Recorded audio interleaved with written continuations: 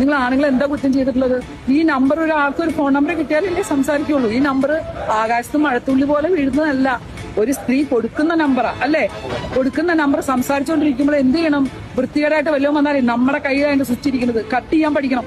അതും കേട്ട് മുഴുവനും നിങ്ങളെ കൊണ്ട് പറയിപ്പിച്ച് അവസാനം അതിന്റെ പുറകെ പോകുന്നതിന് എന്താ പറയേണ്ടത്?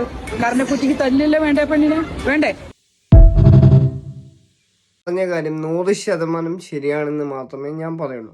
ഈ പെൺകുട്ടികൾ എല്ലാ കെണിയിലും പോയി പെടുകയും ചെയ്യും. എല്ലാ കാര്യങ്ങളും എല്ലാ ആൺകുട്ടികളോടും പോയി ഷെയർ ചെയ്യും.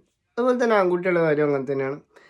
ഒരാളെ ഇന്ന് കണ്ടു നിങ്ങളുടെ പേഴ്സണൽ ലൈഫൊക്കെ ഷെയർ ചെയ്ത് കഴിഞ്ഞാൽ ഇത്തരത്തിൽ ഒരനുഭവം വന്നു കഴിഞ്ഞാൽ നിങ്ങൾ വെറുതെ കോടതിയിൽ പോയിട്ടൊന്നും കാര്യമില്ല.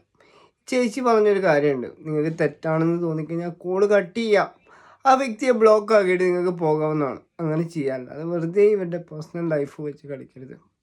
അപ്പോൾ ഈ ഒരു വീഡിയോ ഇൻഫർമേഷനായി തോന്നിയിട്ടുണ്ടെങ്കിൽ മാത്രം മറ്റുള്ളവരിലേക്ക് വീഡിയോ ഷെയർ ചെയ്തെത്തിക്കുക. പുതിയൊരു വീഡിയോയുമായി നമുക്ക് വീണ്ടും